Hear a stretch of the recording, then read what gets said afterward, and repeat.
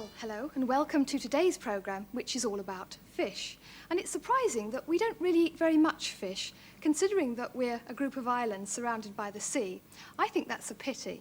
So I'm going to be showing you lots of nice fish recipes in a moment. But first of all, you need to know how to choose and buy fresh fish. And so what we did was we went out the other day to visit a family fishmonger, Bob and Denise Carter, to find out what to look for with freshness and how to prepare fish. And they really are enthusiasts.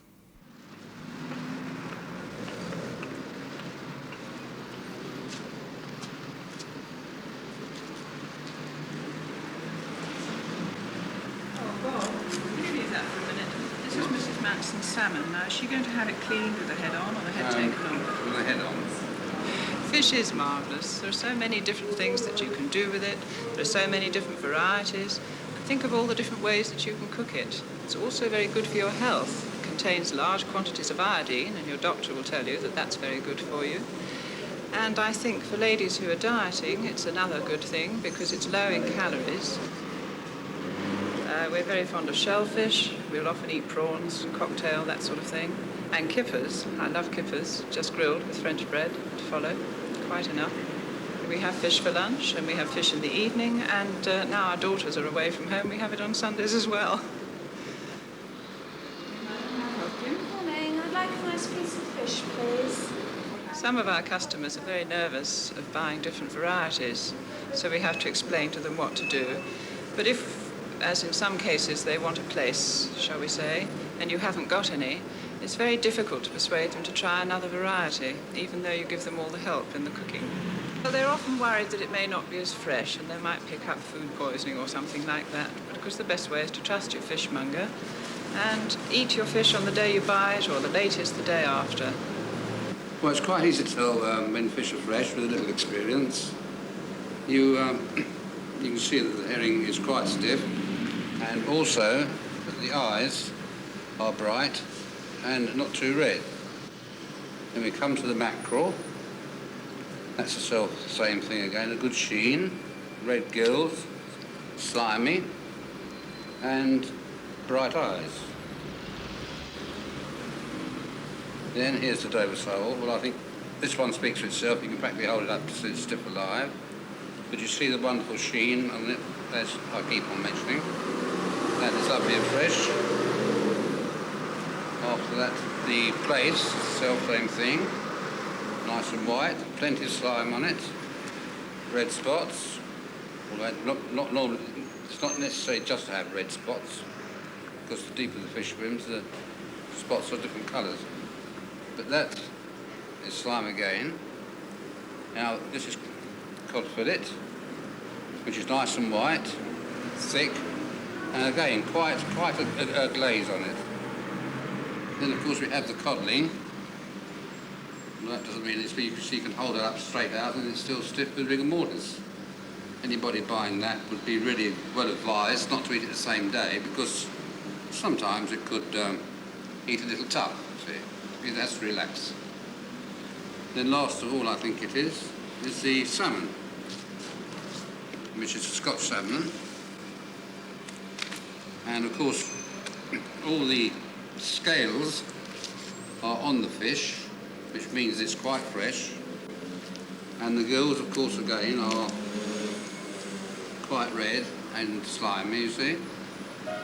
And also, you get sea lice on them. And when they come out of the sea, it means they're just nice and fresh for eating. But these little chaps will pull off, and once one day in the river, they would drop off anyway. They would die, you see. Most fishmongers will fillet your fish for you if you ask them. But if you should be caught out, I'll show you how to do it. You take the fish in your left hand and remove the head with your right. This helps to get some of the gut out, which we discard. Turn the fish on its side with the tail towards you and the head away, tummy on your left. Then with a sharp and pointed knife, and holding the fish firmly with the left hand, place the knife near the head end and run it gently down the back of the fish, trying to imagine where the bone is in the middle, all the way down. Then lift up the flap that you have made and enter the knife again, pressing it down on the backbone down to the bottom. Turn the fish sideways and loosen the last little piece, so. There you have the first flat part. Then you turn it over, this time with the tail facing away from you and the head towards you. Again, firmly with the left hand, bring the knife over the fin, it's that little bit there, press it to the centre and draw your knife towards you, remembering that bone, you want to stay above it. Press the knife down again, and then, for the last part, turn the knife away from you and let it run up the back of the fish, so.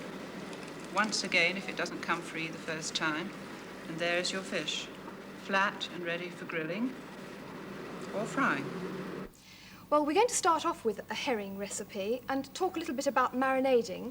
And there are a couple more marinading recipes in the book, one with mackerel, one with kebabs. And this is the book that accompanies the series, and there are lots of other fish recipes besides. But the one we're going to start off with is for old-fashioned soused herrings, which I think are quite delicious. And the advantage of them is that there's very little cooking involved, and I think that's always nice when you don't have to do much cooking. Well, you start off with 6 herring fillets, and you put them into a colander like this with a plate underneath. And then you sprinkle them with 1½ tablespoons of salt. Just mix that up and get some underneath. And then you put them in a cool place with a cloth over the top and leave them like that for about 3 hours. And the salt will draw out some of the excess juices. And that's what you want to do because you don't want them to be too juicy for marinading. Well, then you make up a marinade, and you need a medium-sized saucepan to start off with. And the first ingredient for that is 1 pint of white wine vinegar. So that goes in. And I know wine vinegar is more expensive than malt vinegar, but it's much milder. So do try to use it for this.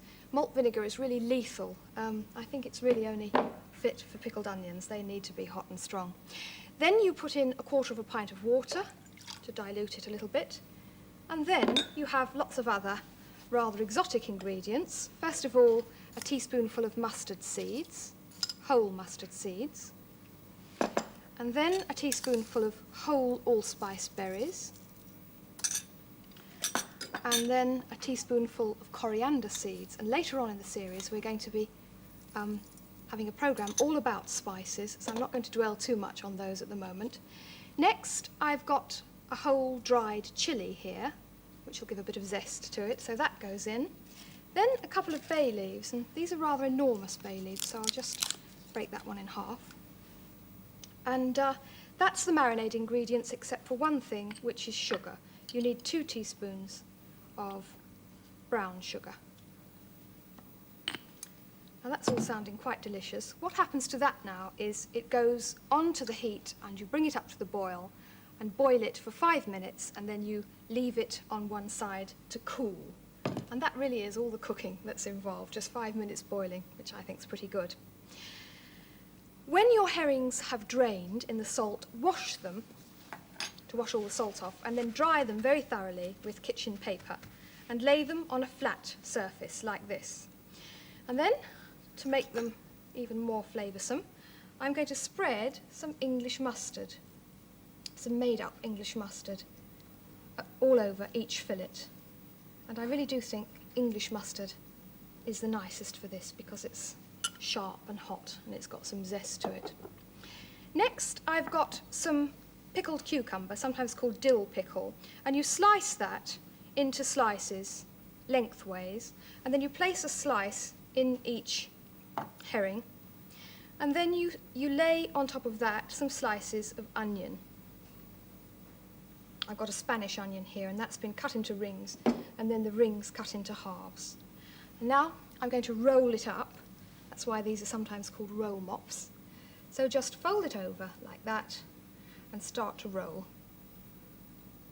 Be fairly firm with it, and don't worry if some of the onion sticks out at the end. And then just to secure the whole thing in place, you use a toothpick, like that. And if the toothpick's too long and it's sticking out a bit, then you can break it. It snaps quite easily. Now, I've got the 5 other herring fillets already rolled up in a casserole here, and that's going to be packed in beside them. And it's important to use the right size casserole or baking dish because you want to pack them in nice and tightly, which keeps them rolled up. Also, it needs a bit of depth because the marinade is supposed to cover the whole lot. They must sit in the marinade in order to gain the right sort of flavours. If they're poking out, you'll have bits that won't taste so good. Now, I've got some cooled marinade over on the stove here, so I'm just going to pour that over. And all the spices go in with it. And you can see why it's important to have a deep dish because you want it to come right over the top and cover them. And then if you've got some onion left over, which you probably will have, just put the bits of onion on the top. And that's really all there is to it. It just couldn't be easier. Put them in a cool place, and one word of warning. You've got to be patient and wait 48 hours. And if you haven't made them before, it's going to be awfully tempting to go and have a taste, but 48 hours is the minimum, and I think they taste best in about a week. And so I would leave them a week, but then I've got patience. Right, well that's one principle of cooking fish, marinating. Now I'd like to move on to another principle of cooking fish, which sometimes causes a bit of confusion, and that's deep frying. Well, before we actually do any deep frying, I'd like to have a word or two about safety, because deep frying seems to cause a lot of accidents in the home. And the most important thing to remember is to never have the container more than 1/3 full of oil, because once the food goes in, the oil starts to bubble up very quickly, and if it's more than 1/3 full, it'll come over the top and maybe catch light. Well, if it does catch light, then don't put water anywhere near it, because water will make the whole thing burst into flames, and you'll have to call the fire engines. Just get a damp towel and whop it on the top and stop the air getting in, and then the flames will die down. Well, having got the bad news out of the way, we'll get on with the good news, which is that deep frying is really very easy, especially if you've got one of these little objects here, which is a cooking thermometer.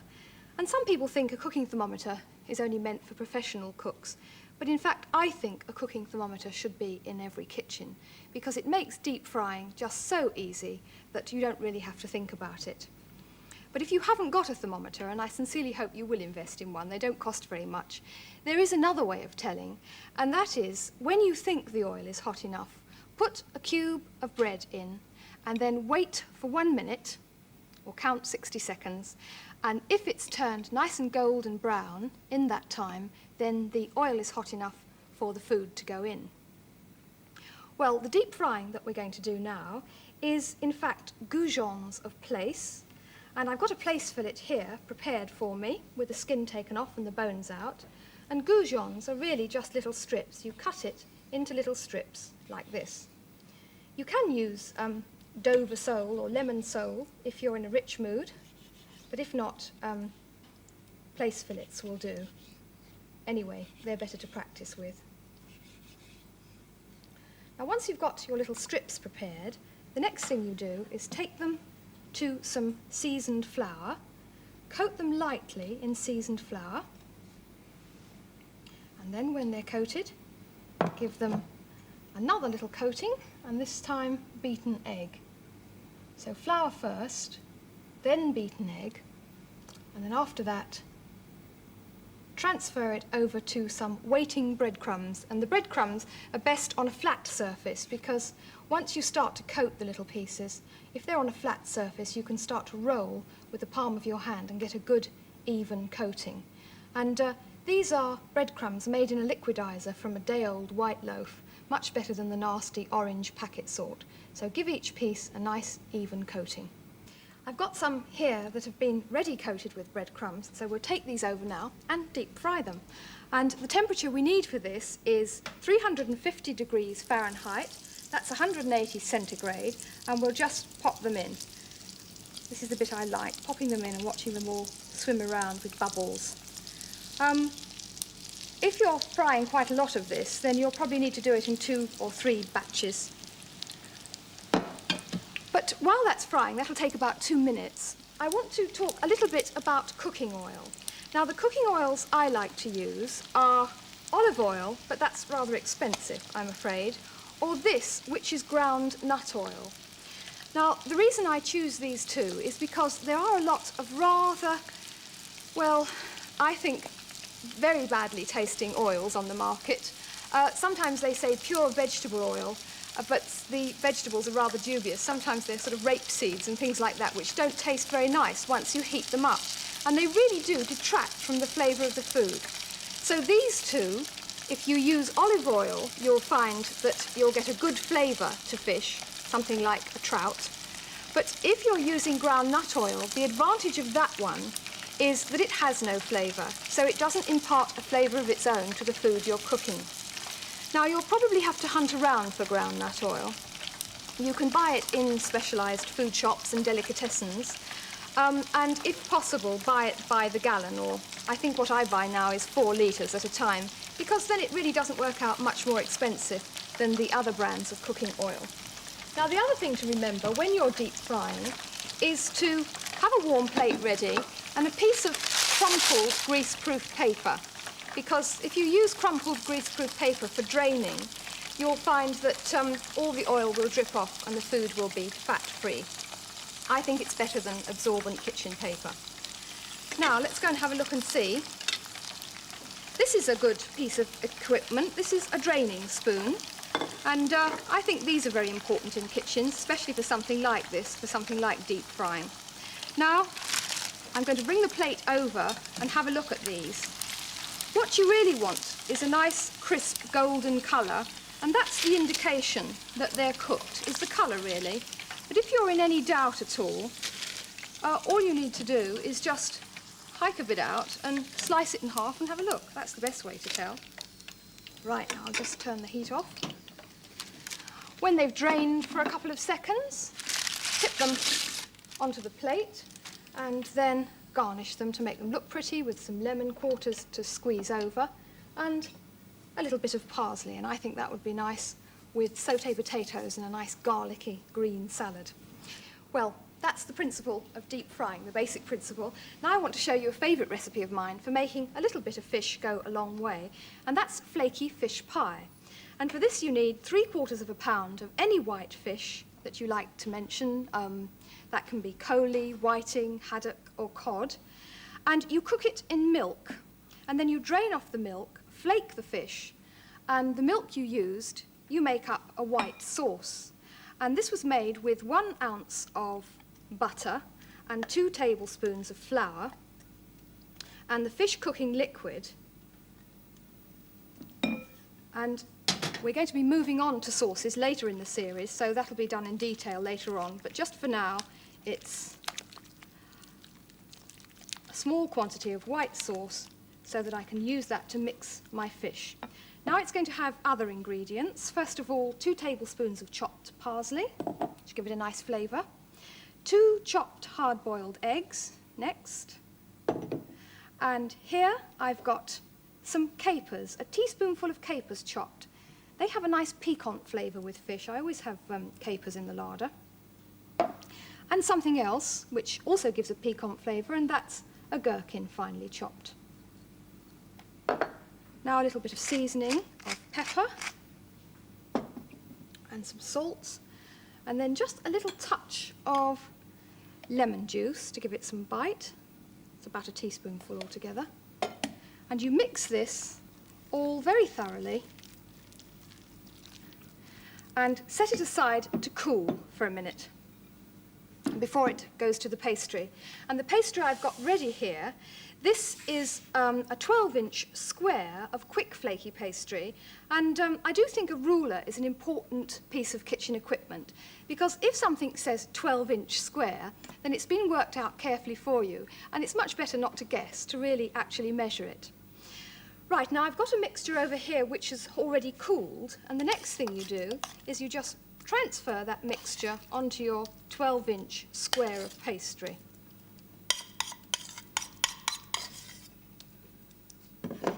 And then flatten it out a little bit to a sort of a square shape, but you needn't be too particular about that. Then the next thing you do is you just give it a wash all the way around the edges with beaten egg And then what we're now going to do is fold it up. And you take one corner, bring it over to the centre like that, pat it down. Then take another corner, bring it over to the centre like that, and pat it down. Do the same with this one. Pat that down. Don't worry if it doesn't look very neat. I'll show you why in a minute. And then bring that one over and pat that down like that. And then sort of give it a hump up a little bit to make it a little bit more rounded.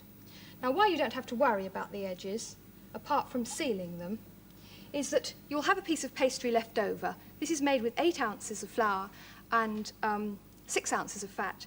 And the piece left over you can roll out and make pretty leaves and roses and whatever you feel like if you're feeling artistic. Then brush the whole lot, once you've got the decoration on, brush the whole lot with beaten egg. And this goes into a preheated oven, gas mark 7, 425 Fahrenheit or 210 centigrade. And it'll take 30 minutes to cook. And we've got one in the oven that's just about had 30 minutes, so we'll have a look at a finished flaky fish pie.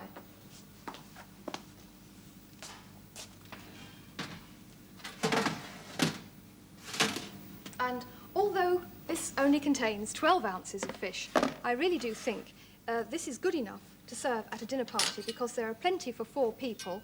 And I'm just going to take a little piece out now for you to have a look inside. You can see it spreads itself out quite a bit in the oven. But the pastry's very crisp and the filling nice and piquant. And that looks beautifully hot there. That's all about fish. I hope you enjoy those recipes.